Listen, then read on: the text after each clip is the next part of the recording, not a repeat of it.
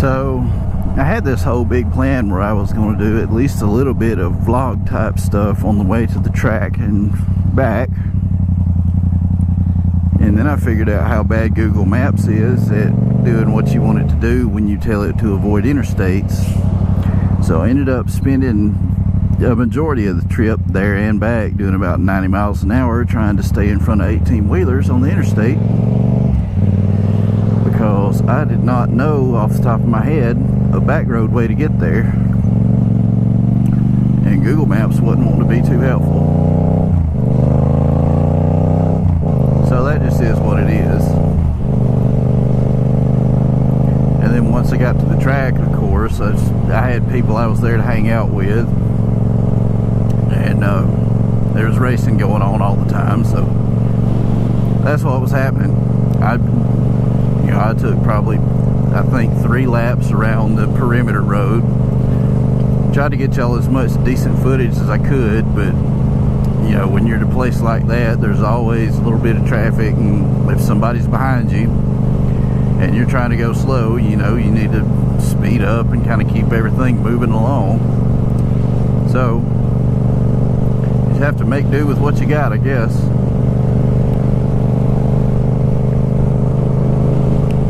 But I tried to kind of show off where certain things are, and little points of interest around the track and that kind of stuff, and I'll put that footage up as soon as I get through telling y'all this right here, which I'm done. Here's some track footage. I didn't do a sign off at the end of all that, so I'm going to go ahead and sign off right now and say y'all have a great day. Enjoy the track footage.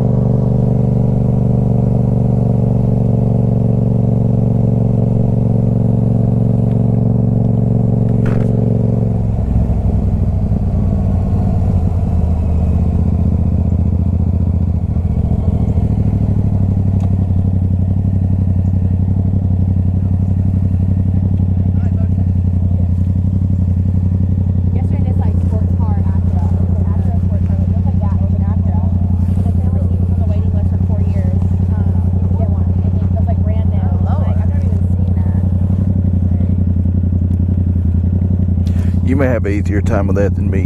There you go. Thank you. There you go.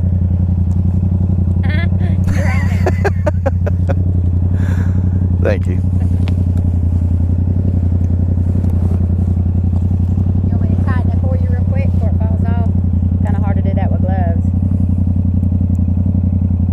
It's one of those that catch on the end, so you can't. Can I loosen it back up?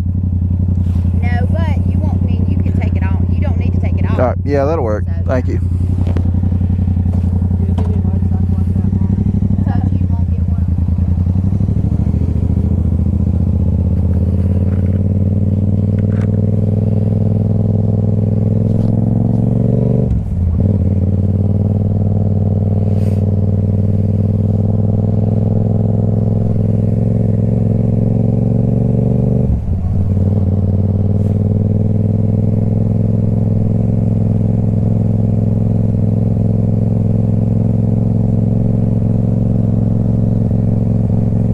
Tiger's going hard in the paint for this thing.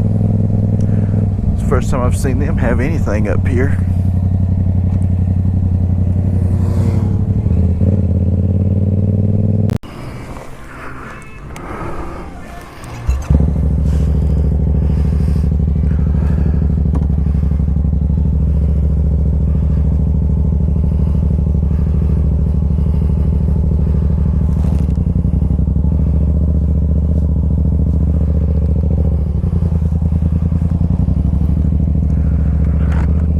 What's up, everybody?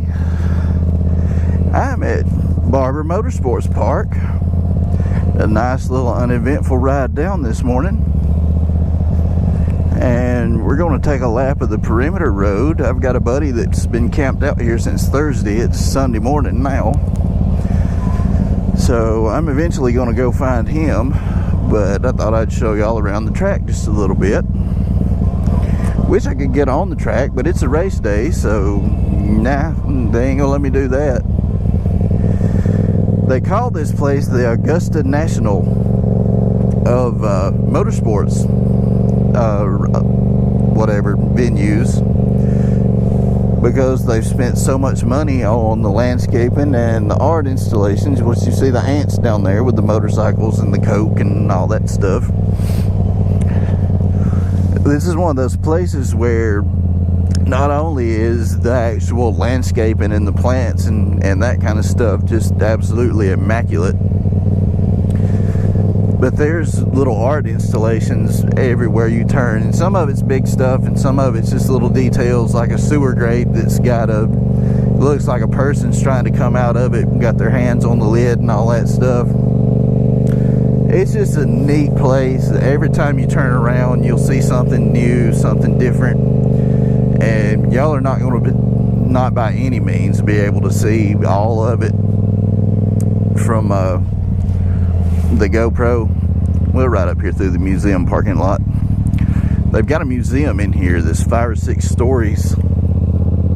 And I don't know if you can see through that glass, but it's just like a giant wall of motorcycles, and there's old race cars and stuff in there too.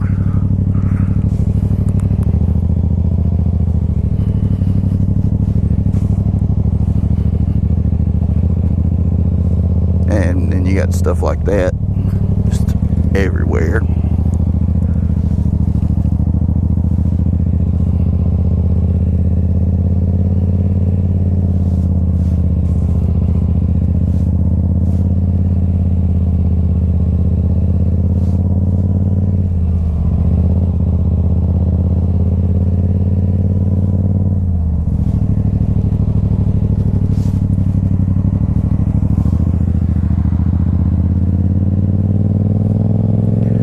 Ignore the $10 parking signs. If you're on a motorcycle, you park for free. Even when they have the IndyCar races down here, if you're on a motorcycle, you park wherever you want to and you park free, which is absolutely awesome. I should have went all the way to the left, huh? Oh well.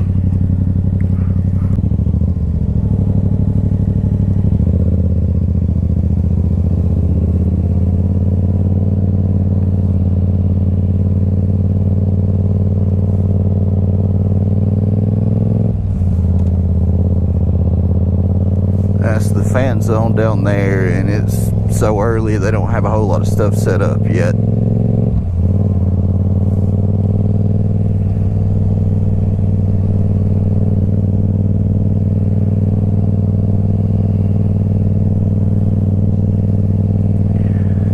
And usually right here on IndyCar week is where they'll have like a giant row, like that whole thing will be full of exotics. It's like a car show line.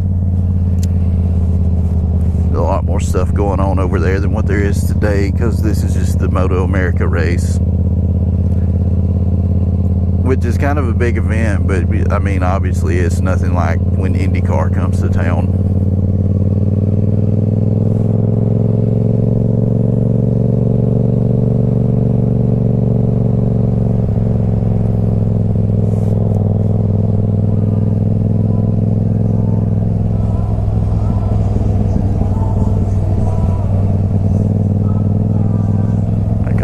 Dudes up there holding up the motorcycle like they're at bike church.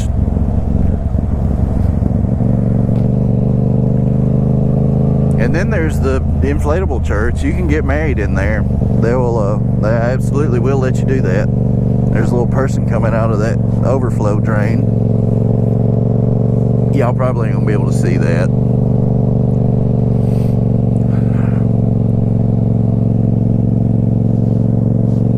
I've been here several times for the motorcycle race, including last year, and didn't see nothing out of law tigers, but this year they're everywhere down here.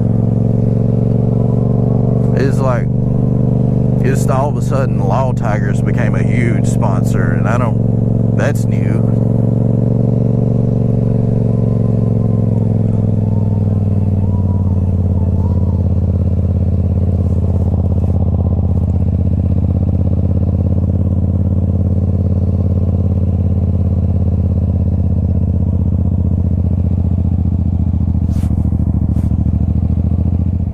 I'm going the wrong way, huh?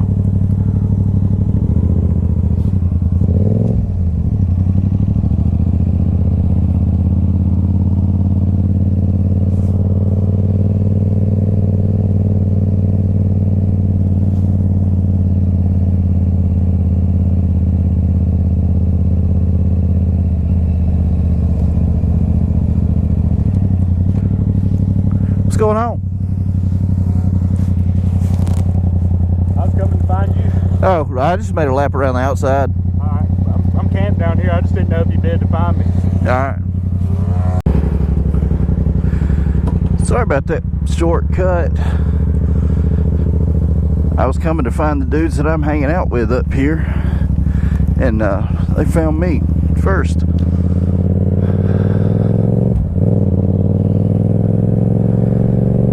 So I guess we're headed to where they've got their canopy set up at. This is the first time I've ever been inside the campgrounds.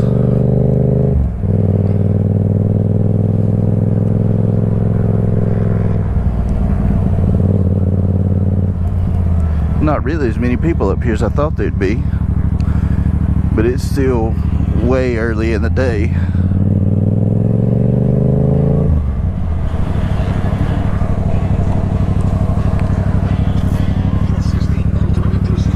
This is a very cool little track. Lots of tight little turns, a couple of good high-speed sweepers, lots of elevation change. It was laid out to be like a dual-purpose track. It was built with motorcycles in mind, and that's why the motorcycle racing here is so good. But it's also big enough and I guess stretched out enough that IndyCar has good action when they come up here. And then they also do like they have Porsche races up here, and the Trans Am cars. We were afraid that was going to happen.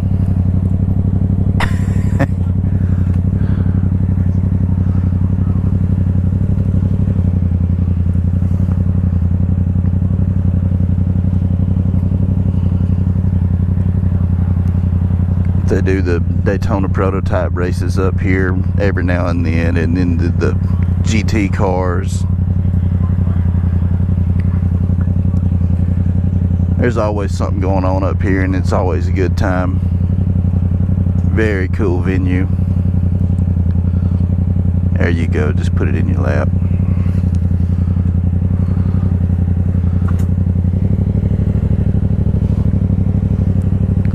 It'll be alright because we ain't going far at all.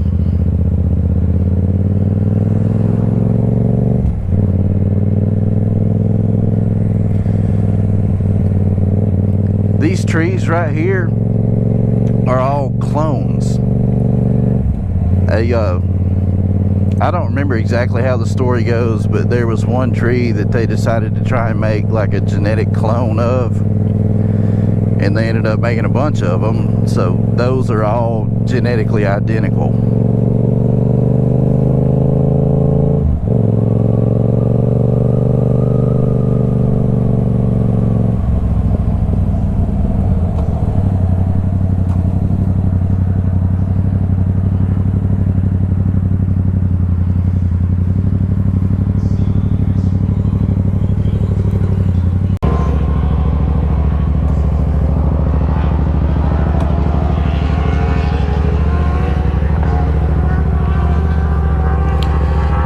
This is turns 1, 2, and 3.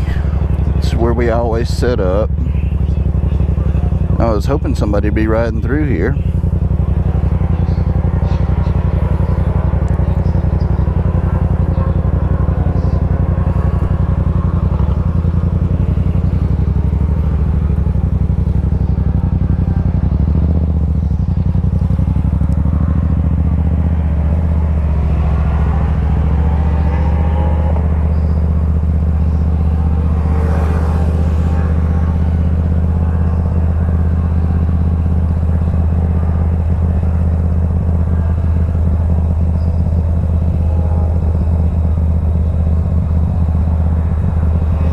see how far that goes uphill. They call that the Alabama roller coaster.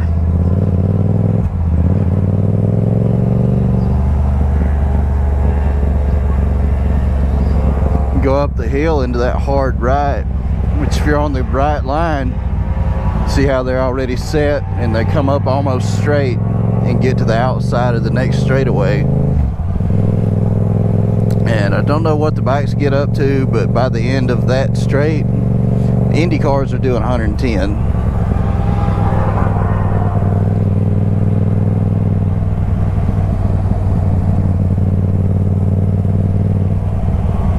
No, that's not correct. They're doing 110 by the time they top the hill. And then there's I think that's the second longest straight on the track, other than the back stretch.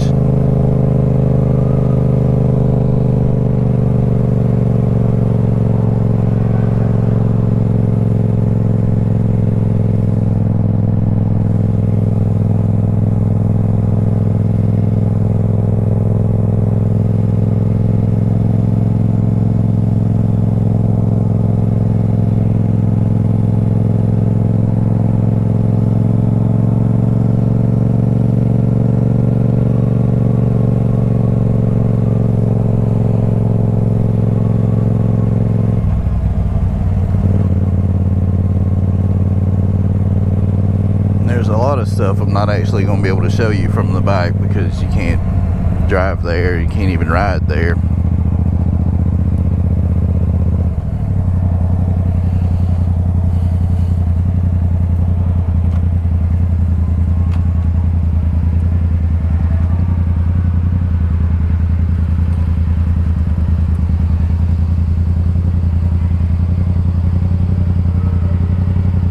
I think he likes Rizoma.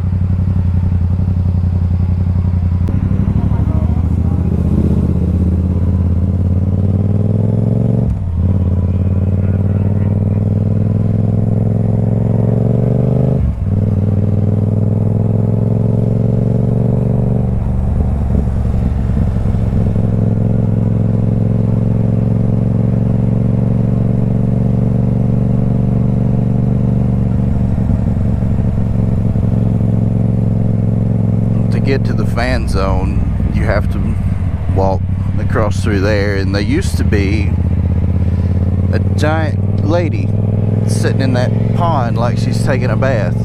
You can see her feet and her knees, her hands and her head sticking up out of the water. And they moved that to I don't remember where they moved it to, but they moved it. Somebody else has that piece now. It was pretty entertaining. Now they've got a couple of alligators in there, like fake alligators.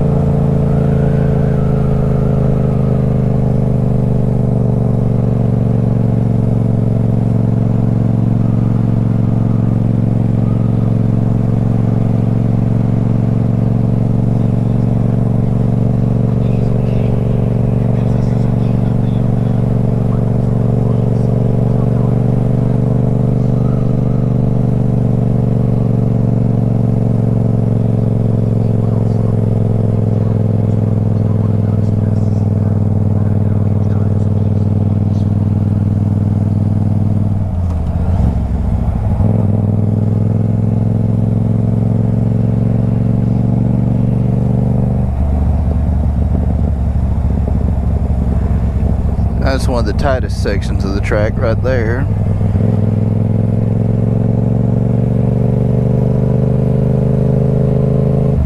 And that empties out into the back stretch, which is the longest straightaway. And that's the pit area down way at the bottom of this little hill right here.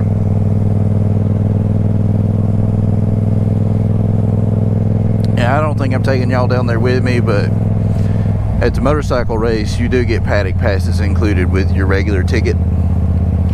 So we're going to go downstairs, down there, in just a little bit, and kind of cut up with the MotoGP, or not MotoGP, the MotoAmerica guys a little bit.